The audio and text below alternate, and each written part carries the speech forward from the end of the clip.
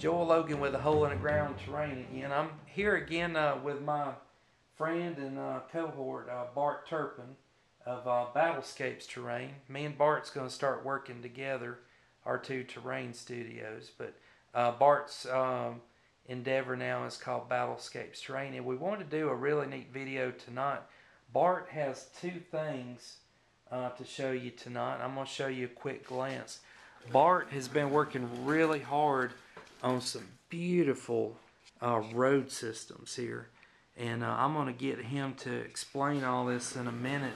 And the second thing we're going to talk about tonight, rolling around here so I can show y'all, Bart built this beautiful temple set here, and I'm going to zoom down low where you can get a miniature perspective here. But this temple is great. But we're going to start first, and I'm going to try to let Bart do most of the talking. But Bart, if you don't mind, tell us about the road system. What made you want to start building roads, and tell us what you were thinking here. Well, the roads, I really wanted something to break up my tabletop a little bit. You got a lot of green space, and even with your trees and things, it just seemed kind of boring.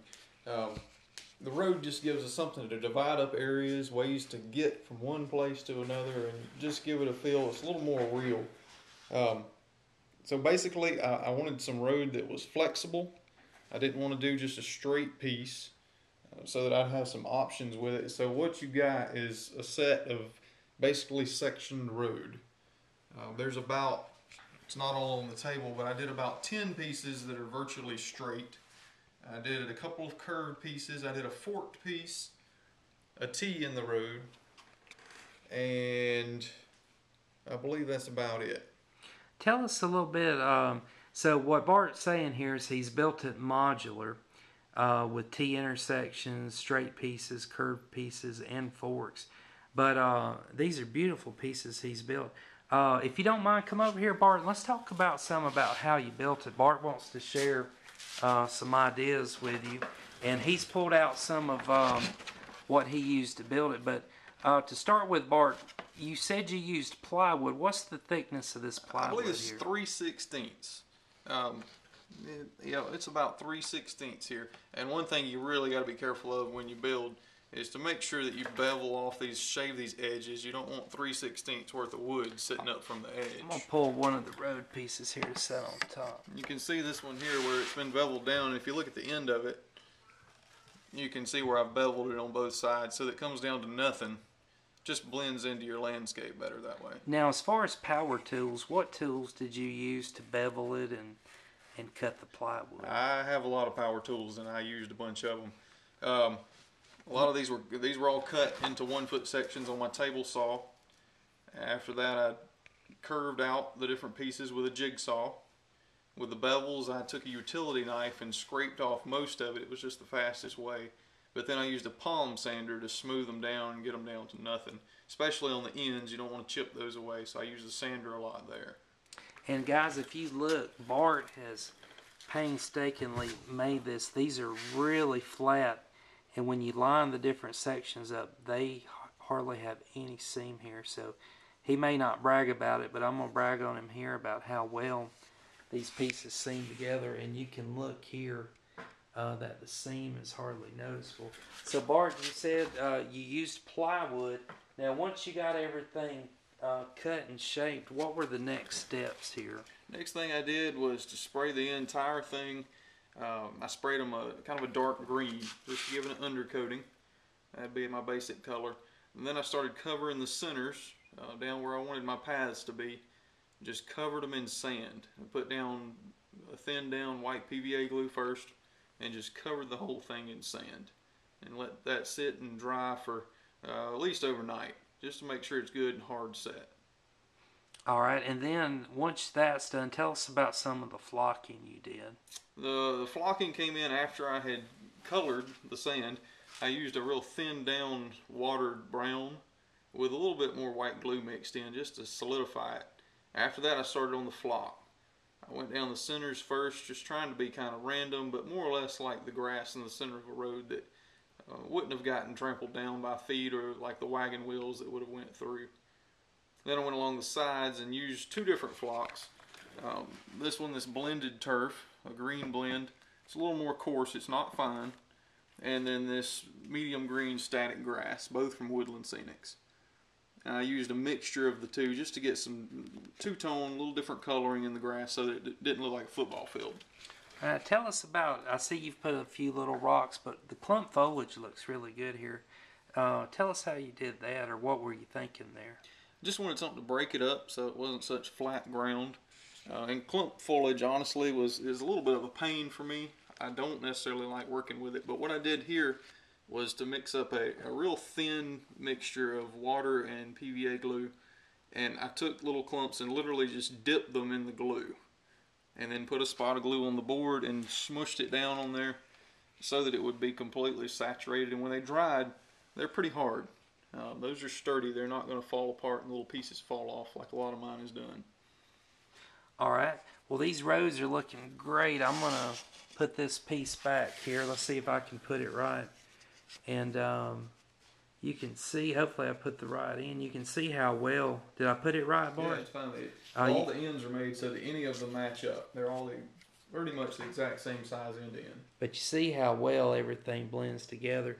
So Bart's been working on this. Now we want to move on while we got time to the temple. Bart, I've been excited. Bart's been sending me pictures of this, and on his blog site, which we're going to give you the address for in a little while, he's been putting some pictures on there.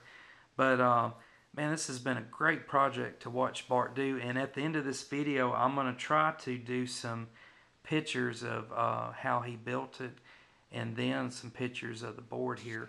But Bart, let's talk about, let's start with the basis here. What you built this out of? That's made out of the same stuff as the roads are.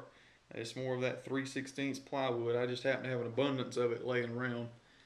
Basically what you got for the base of that is a stack of 5, just cut in ever increasing sections as they go down. And each level is 1 inch square, bigger than the next one. Just gives you a stacked step look all the way up to the top. The top, I believe, is 7 inches by 7 inches. It gives you plenty of room for building, but leaves it open for some good fighting as well. All right, so the bases, Bart, you can see how they look very good. He stacked them up. Now, talk about the columns here. What were the supplies you used? And I think you want to tell everybody how you built that? Yeah, I can tell you about that. The columns were kind of a pain in the rear to begin with. I was thinking about using cake columns. I know those are commonly used for terrain, but I wanted so many of them that it just wasn't cost effective to buy that many and then start breaking them up. So I built my own. I used wooden dowels. Like you know what size that is? Or? I'm not sure. I believe this is a 1/2 inch. Okay. These were the main columns, like this one here.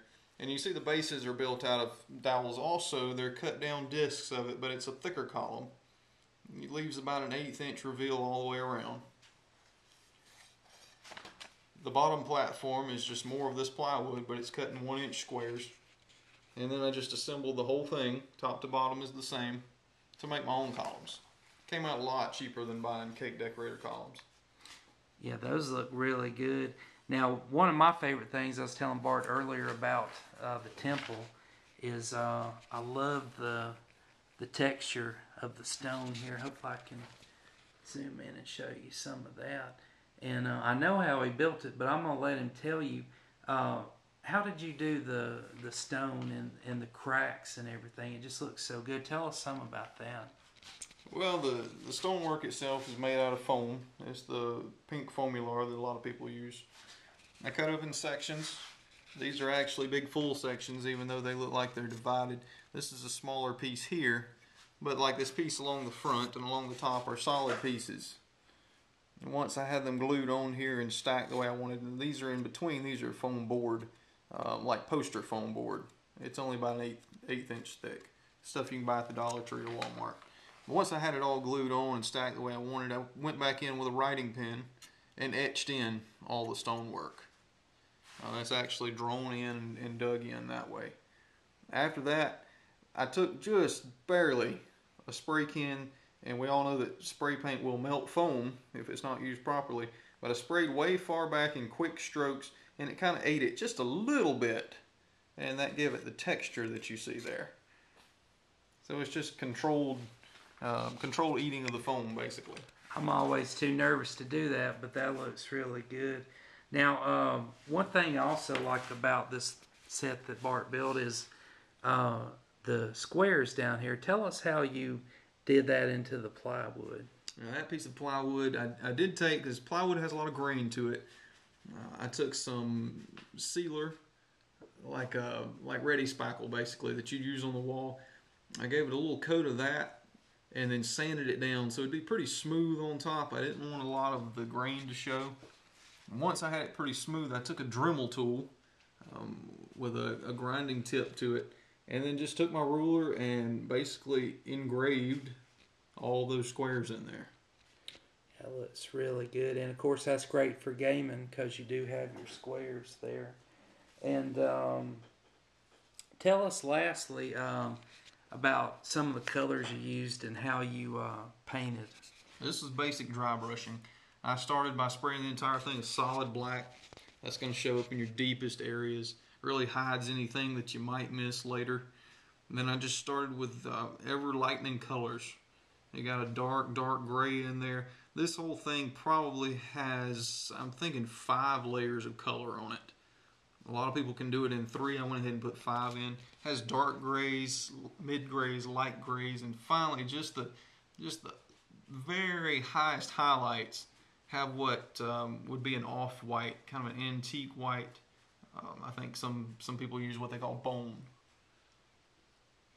All right, guys. Now I'm gonna put in the video here Bart's email address. Bart, if somebody wants to commission you to make them some roads or to build you a temple like this, how would you like for them to contact you? By email first? You can contact me by my email. Can you spell that out for everybody? Yeah, that address is DanisBar25. It's DANISBAR25 at yahoo.com. And guys, I will tell you, this temple and road set is beautiful work. So if you're interested, contact Bart, and he'd be willing to make this for you. He's open for commission, and Bart has working on a new name for his terrain studio and has a new blog up, and hopefully I'm going to say this right. It's battlescapes.blogspot.com. Did I say that right? And I'm going to put this on the screen for you as well. So leave Bart some comments below and let him know how good he did on the roads and on this temple. We're going to film the board for just a minute, then I'm going to do a little photo slideshow, and we'll wrap this video up. But we appreciate you showing this to us, Bart. It's real beautiful work, and we're going to film it for a minute, then we'll do us a little slideshow. Thanks, Joe. Had a lot of fun. I would mention on my new site, the battlescapes.com or .blogspot.com, I don't have a lot of pictures up on there yet. That's a new blog designed for the business, but there are some photos of my stuff in the gallery page there. All right, Bart, we appreciate it.